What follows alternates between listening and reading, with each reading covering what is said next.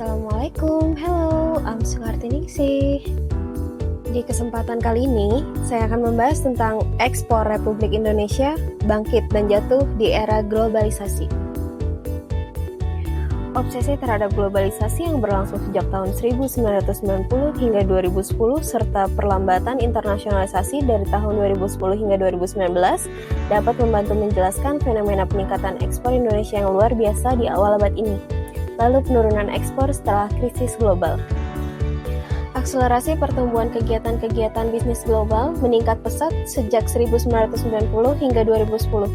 Tingkat perdagangan terhadap PDB meningkat dari 39% pada tahun 1990 menjadi 58% pada tahun 2018. Perusahaan multinasional bersaing untuk masuk ke pasar baru, sementara pemerintah di negara-negara berkembang bersaing untuk menarik investasi asing. Negara-negara berkembang merupakan pasar yang menjanjikan di mana kemampuan daya beli tumbuh dengan pesat, kapasitas untuk produksi meningkat, dan akses terhadap sumber daya dan strategis lebih mudah. Biaya transportasi dan biaya koordinasi kegiatan komersial secara global turun dengan cepat. Dengan kata lain, sejak 30 tahun terakhir, kesempatan untuk mengambil keuntungan dari pasar tenaga kerja berbiaya rendah semakin terbuka lebar, bersama dengan akses ke sumber daya lingkungan bisnis yang tidak begitu ketat, sehingga memungkinkan perluasan penjualan MNIS di pasar baru. Sejak awal abad ini, pertumbuhan keuntungan bisnis di negara maju mulai melambat, baik karena kenaikan biaya produksi, persaingan yang lebih agresif, iklim usaha yang lebih ketat, dan beberapa industri yang hanya memiliki sedikit peluang untuk memperluas pasarnya. Dalam kondisi seperti itu, perluasan usaha MNIS ke negara-negara berkembang adalah godaan yang sulit untuk dihindari oleh perusahaan multinasional.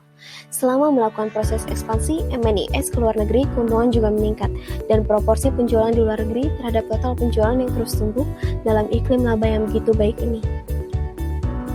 Pemerintah-pemerintah dari negara berkembang memberikan karpet merah untuk MNIS untuk mengambil keuntungan dari MNIS yang membawa serta menciptakan lapangan kerja, meningkatkan ekspor, dan berkontribusi dalam pertumbuhan ekonomi.